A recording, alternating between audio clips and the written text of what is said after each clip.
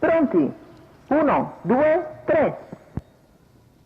Questa volta è valido il segnale e vediamo in vantaggio Tommy nei confronti di Vento del Pino, mentre all'esterno veloce Alexandra Mail, che viene anticipata però da Vento del Pino. Alexandra Mail si getta di galoppo e lungo la corda guadagna numero la posizione. 8 Alexandra Zarparlante, Mail, mentre c'è già squalificato. Stricker sui primi. Numero 9 Bien Rose, squalificato. Passa Vento del Pino, ma incombe Stricker, che si porta su Vento del Pino, poi potrebbe accodarsi e lo fa dopo 400 metri completati in 30 e mezzo dallo start. Molto sgranati i cavalli dal primo all'ultimo. Intanto vediamo più indietro il tentativo di progressione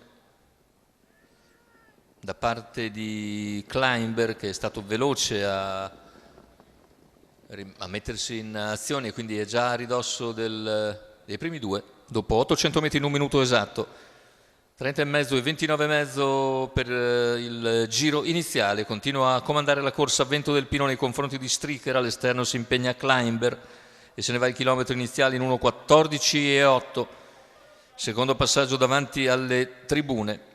Più indietro rimane in terza posizione Tommy davanti a Zarparlante. Al largo c'è anche Claire Magic ed è seguita nell'azione da Ferribocco e Romantico.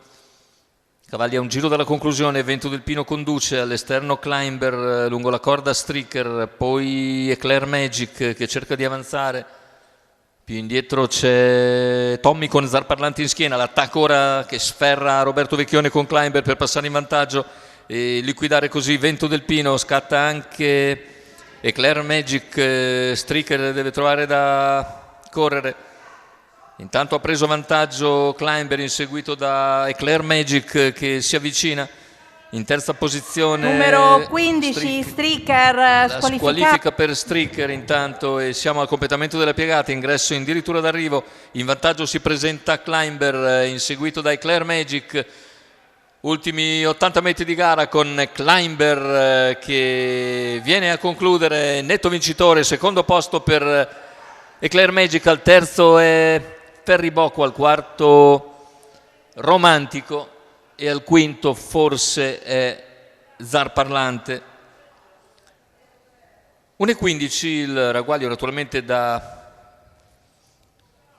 prendere però dal secondo nastro, quindi ci sarà da tarare sicuramente qualcosa. La vittoria comunque è ancora molto molto facile per Climber, che tiene a distanza Eclair Magic, che corre comunque molto bene al debutto con il nuovo trainer Salvatore Valentino. Terzo posto per il numero 17 Ferribocco, al quarto il numero 16 Romantico.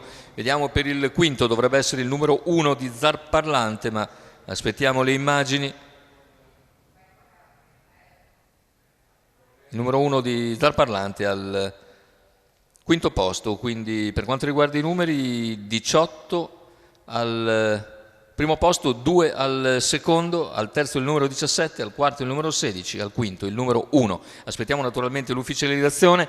La vittoria comunque per Climber e Roberto Vecchione, il training di Holger Ehlert per il signor Etienne Grima.